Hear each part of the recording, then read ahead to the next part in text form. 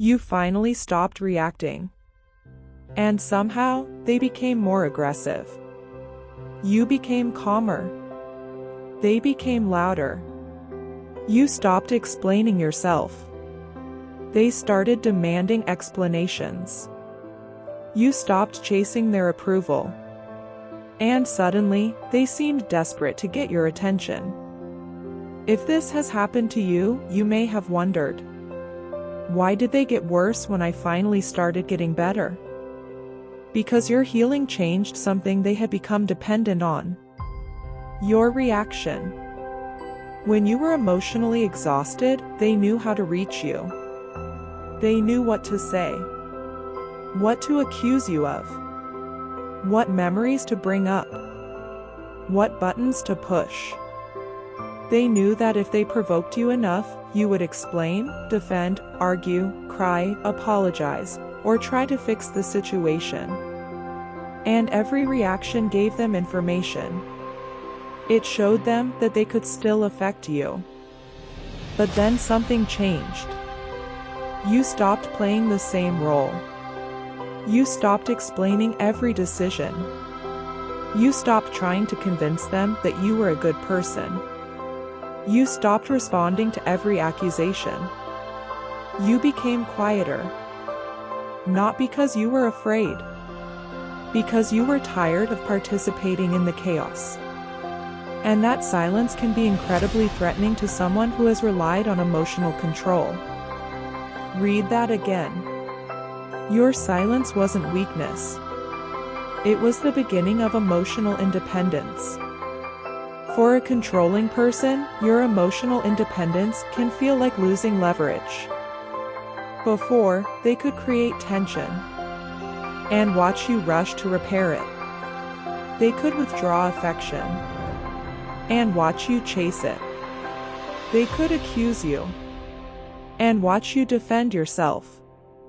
They could create confusion and watch you search for answers. But now, they provoke you, and nothing happens. They criticize you, and you don't collapse. They threaten to leave, and you don't beg them to stay. They rewrite the story, and you no longer feel the need to prove your reality. This is where the dynamic begins to change. Sometimes the behavior escalates. The person who once controlled the relationship through subtle pressure may become more openly hostile when those tactics stop working. More accusations. More guilt. More silent treatment. More attempts to provoke an emotional response. It can feel confusing.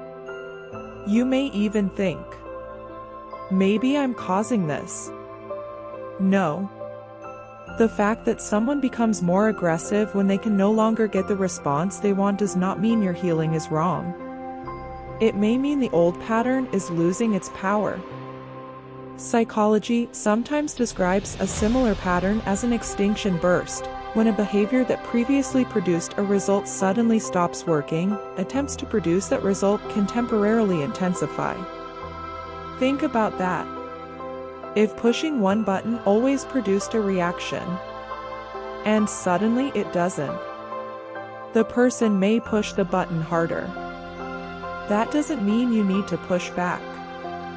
It means you need to recognize what is happening. Because this is where many survivors get pulled back in.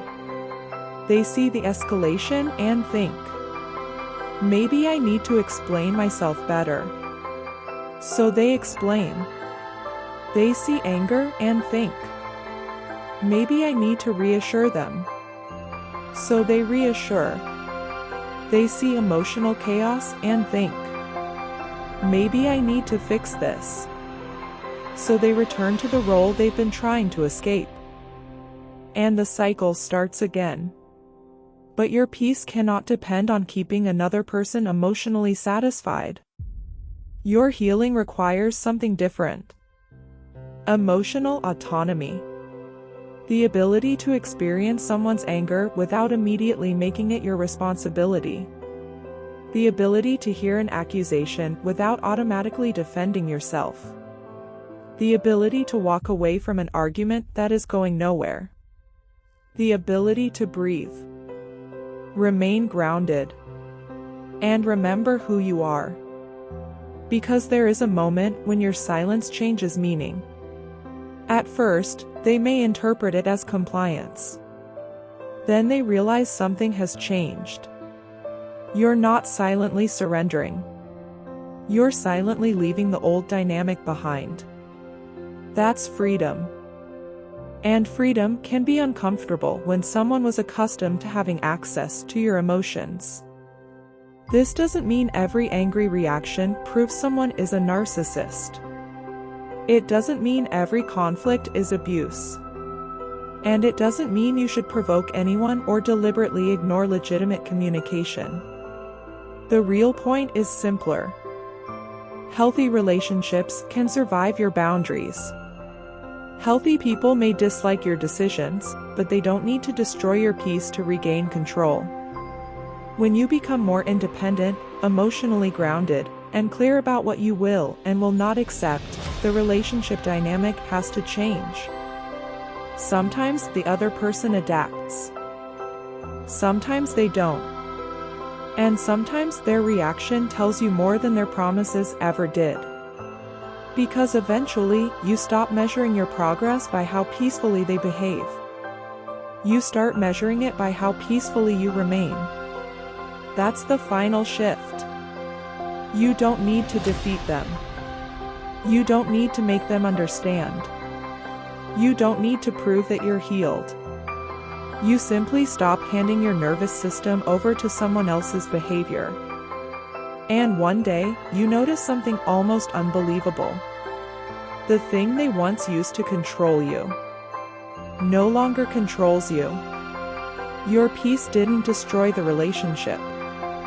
It revealed whether the relationship could survive without control.